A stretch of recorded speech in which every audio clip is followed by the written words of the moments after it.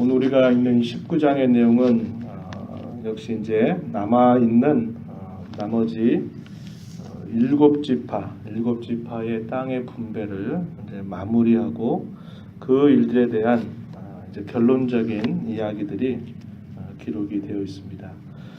14장부터 우리가 쭉 읽어오는 그런 내용이죠. 14장부터 요단 서편 쪽에 있는 그 땅을 이제 제비를 뽑아서 하나님께서 그 지파의 자손 혹은 가족의 수를 따라서 하나님이 그 요단 서편 땅을 쭉 분배해 주시는 과정이 길게 소개가 되고 있는데 14장 그리고 15장 초반부에서 유다 지파의 자손이었던 갈렙이 헤브론 산지를 자신에게 달라라고 하는 것을 통해서 이제 요단 서편에 있는 땅들이 쭉 분배되기 시작했다가 이제 그의 아주 귀한 동료이면서 또 인도자였던 여호수아가 19장 마지막 부분에 보게 되면 에브라임 지파에 속해 있는 딥낫세라라고 하는 곳을 그가 이제 기업으로 분배를 받으면서 요단 서편에 있는 모든 땅들을 이제 나누게 되는 그런 과정이 마무리되고 있음을 보게 됩니다. 오늘 19장의 내용들을 우리가 다 읽어가야 되겠지만은 여러분들께서 개인적으로 이 말씀을 또 집에 가서 꼭 읽으시길 바라고요. 어제 18장 내용 후반부에서 이 베냐민 자손들의 기업에 대한 분배 내용들이 11절부터 마지막 절까지 쭉 기록이 되었고 19장 초도에 보게 되면 두 번째 제비가 추첨되었던 지파가 시므온 자손의 지파라고 이렇게 소개합니다. 이 시므온의 같은 경우에는 레아의 둘째 아들이었습니다. 옛적의 역사의 내용을 보게 되면 옛날에 야곱의 딸이었던 디나가 강간을 당하게 된 그 사건 때문에 그들에게 할례를 행할 것을 이렇게 이야기하면서 레위와 함께 그들이 할례를 받고 회복되는 중에 그들을 칼로 다 잔인하게 죽여버리는 그런 악을 행하게 된 때가 있었죠. 그때 그 사건 때문에 하나님께서 이 야곱을 통해서 예언했던 그 이야기가 있는데 그 내용이 이 시므온에 관해서 야곱 중에서 나누이게 될 것이고 이스라엘 중에서 흩어지게 될 것이다 라는 그런 예언을 했었습니다. 그래서 이 시므온 자손들 같은 경우 여기에 보게 되면 유다 자손의 기업 중에서 그들의 몫을 분배받게 되었다라고 소개해 줍니다. 19장 1절 후반에 가서 보면 그들의 기업은 유다 자손의 기업 중에서다 이렇게 표현하고 그들이 받은 기업에 관해서 6절에 보면 열세 성읍과 또 마을들 또 7절 가서 보면 네 성읍과 또 그 마을들을 분배받았다라고 이렇게 말합니다.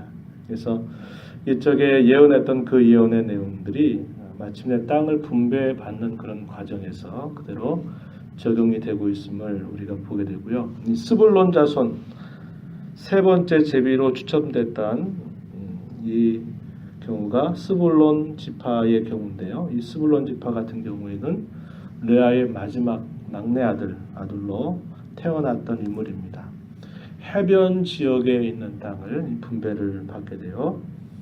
네 번째 17절 이하로 가게 되면 네 번째 추첨되었던 자손이 이사갈 자손인데 이 이사갈 자손 같은 경우도 역시 레아의 아들이었습니다. 스불론의 형이었고요. 이 사람들은 이 지파는 농업지대를 차지하도록 되었고요. 이것도 다 예언과 관계되어서 결국 이렇게 그 예언이 응하고 있는 것을 보여줍니다.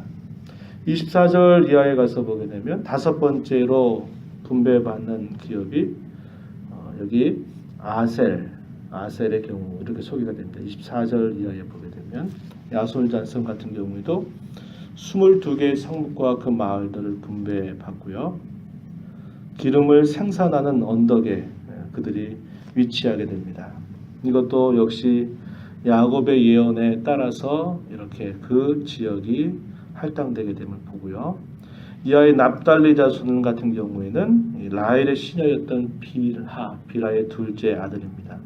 19개의 성과 마을을 분배받고 갈릴리 바다 그리고 요단강 근처의 비옥한 성읍을 자신들의 기업으로 물려받습니다. 마지막 소개되고 있는 지파가 단지파입니다. 단지파 같은 경우는 40절 이하에 소개되는데 이 라헬의 시녀였던 빌하의 첫 번째 아들입니다. 여기는 19개의 성과 마을을 분배받고 유다와 에브라임 사이 그 지역을 그들이 차지하게 되고 특별한 기록이 이제 소개가 되고 있는데 47절 가서 보면 단지파의 경계가 더욱 확장되었다. 이는 그 단자손이 올라가서 레셈과 싸워 그것을 점령하여 칼날로 치고 그것을 차지하여 거기 거주하였다. 이렇게 말해서 그들이 땅이 처음 분배받은 것에 비해서 확장되게 되는 그런 일이 있었음을 소개해주고 있습니다.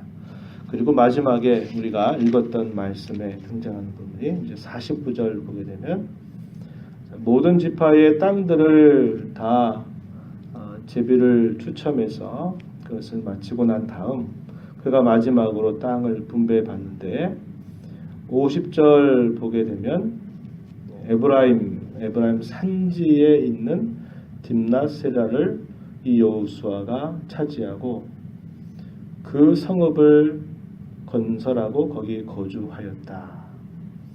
이쪽에 헤브론 산지를 자신에게 달라라고 말하면서 그 땅을 자기가 능히 취할 수 있다고 말하면서 나아갔던 이 갈렙 같은 경우도 험악한 산지 지역 그리고 강한 그런 군사들이 버티고 있었던 그 지역을 그가 개척하면서 이 땅 분배가 구체적으로 시작이 되었는데 그의 동료이면서 또 모세의 뒤를 이었던 이 여호수아가 마침내 에브라임의 산지 지역이었던 딥낫세라를 그가 그 땅을 분배받으면서 그 성읍을 건설했다 그랬습니다. 산지 지역을 분배받아 그 산지 지역을 건설하면서 마침내 요단 서편에 있는 모든 땅들의 분배를 마치게 되었다라고 말하죠. 갈렙도 개척하면서 나아갔고 그 땅의 마지막 다 그 분배를 마치고 나서 여호수아의 자손들 여호수아도 산지 지역의 성읍들을 건설하는 것으로서 자기의 모든 일들을 마치게 되는 그런 모습입니다. 여호수아와 갈렙 같은 경우는 약 오래전, 약 45년 전에 그 가나안 땅을 정탐하는 그런 과정에서도 다른 모든 정탐꾼들의 보고와 달리 하나님의 약속의 말씀을 붙잡고 그 약속을 따라서 능히 우리가 그 땅을 취할 수 있겠다라고 하는 신앙의 자세를 보여주었는데 이 두 사람이 마침내 하나님이 약속하신 대로 이 가나안 땅을 밟았고 그 가나안 땅을 정복해서 마침내 그 땅을 자신들의 기업으로 분배받음으로 이 일들을 완성하게 되는 아주 귀한 일들을 그들이 보여주는 모습을 보게 됩니다. 유다 지파를 이렇게 빼고 나서 다른 여러 지파들의 모습들을 보게 되면 대부분 불평하거나 또 하나님의 약속의 말씀이 주어졌음에도 불구하고 지체하는 그런 일들을 통해서 자신들이 나아가야 할 길들에 나아가지 않고 안주하고 있었던 그런 모습을 우리가 앞에서 살펴본 바가 있습니다. 그래서 여호수아와 갈렙과 같은 그런 진취적이고 하나님의 약속의 말씀을 붙잡고 앞을 향해서 전진해가는 그런 자세를 오고 오는 모든 교회의 성도들이 이런 신앙의 자세를 잘 배워가게 하도록 하시기 위해서 이렇게 말씀으로 우리에게 기록으로 남겨주고 있음을 우리가 보게 되죠. 우리가 이렇게 긴 여러 과정들을 살펴보면서 이 기업을 분배했다라는 것은 우리가 누누이 살펴본 대로 하나님의 약속이 성취된 사실이다라는 것을 우리가 보게 됩니다. 그리고 이것은 아브라함 언약이 성취된 사실임을 이야기하고요. 이 야곱의 예언 그리고 모세의 예언 그 내용들이 역시 분명하게 역사 현장 속에서 성취된 일임을 분명하게 보여주고 있습니다. 요구되는 게 뭐냐?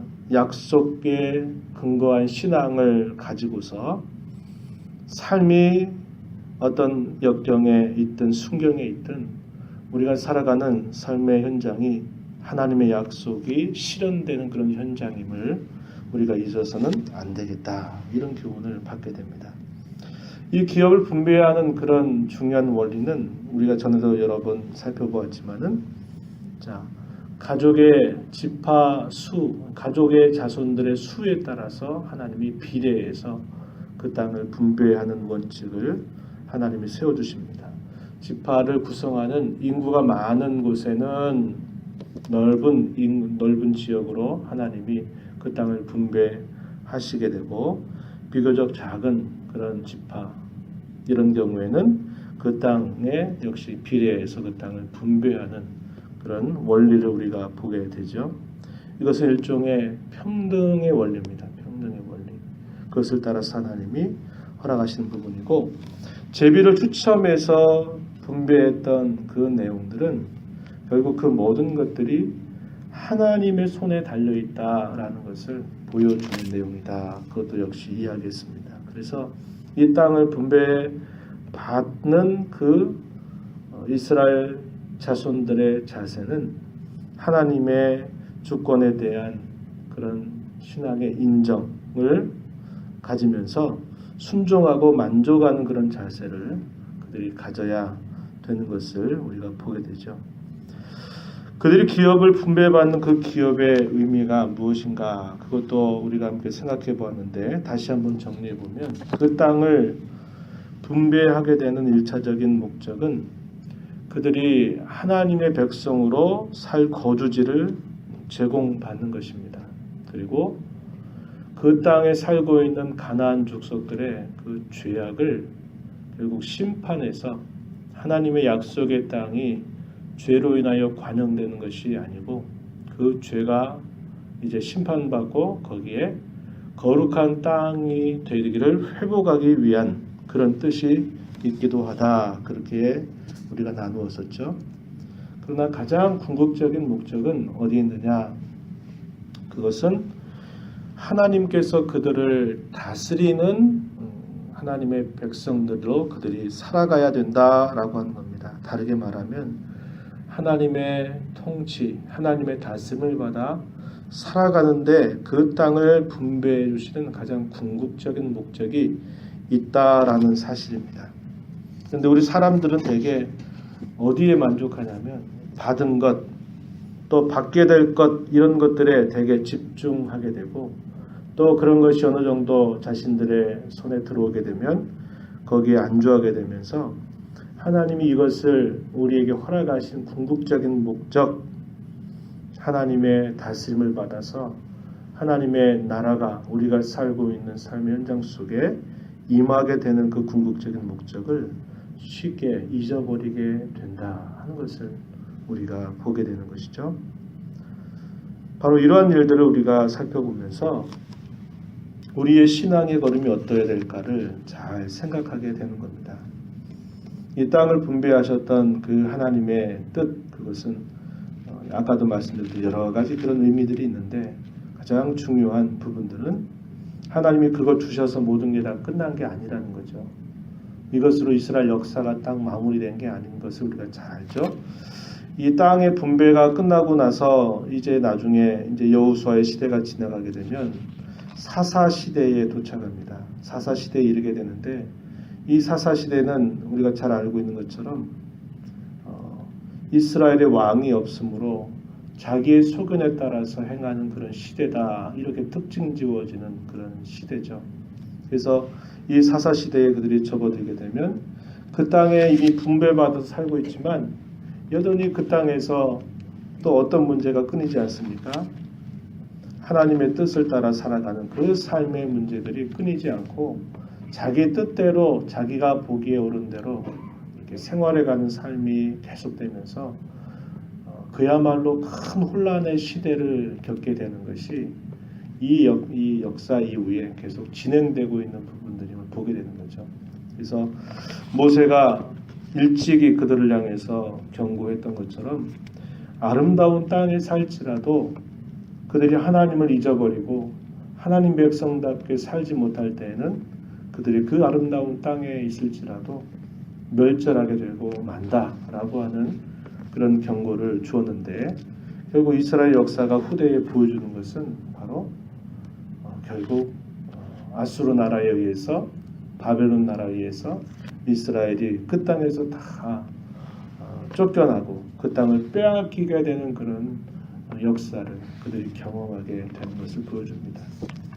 그래서 오늘날 우리가 이 땅에 살면서 우리가 받은 이 구원, 그것으로, 또 우리가 받는 하나님의 은혜, 그것으로 다 모든 게 끝난 게 아니고, 그런 것들 우리에게 주실 때에는 우리에게 하나님의 기대가 있는데, 그 기대의 궁극적인 내용은 하나님의 자녀답게, 하나님의 백성답게 우리가 그분의 다스림과 통치를 받아 살아가는 그런 삶을 하나님이 기대하고 계시다 하는 것을 우리가 깨닫게 되는 것입니다.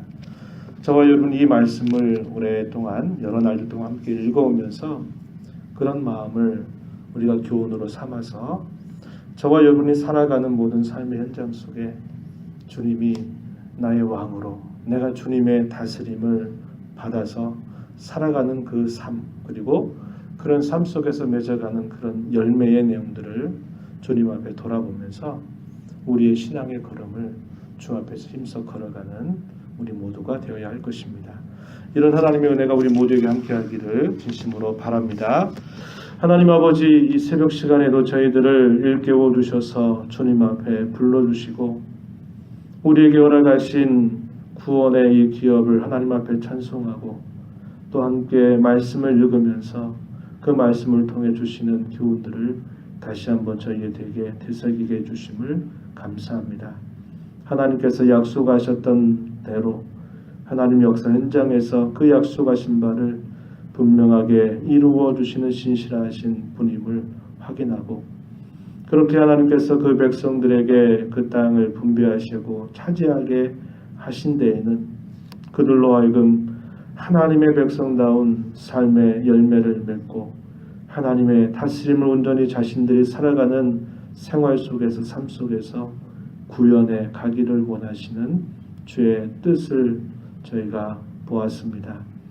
저희들 예수님의 귀한 사랑으로 말미암아 구원받은 하나님의 자녀가 되었고, 이 땅에 사는 동안 우리가 필요한 것들을 늘 공급받아 살아가는 하나님의 은혜를 굳게 신뢰하면서 저희들이 살아가는 모든 삶의 자리 속에서 하나님의 나라가 임하기를 언제나 소망하고 바라며 힘써 살아가는 저희 모두가 되도록 인도하여 주시옵소서.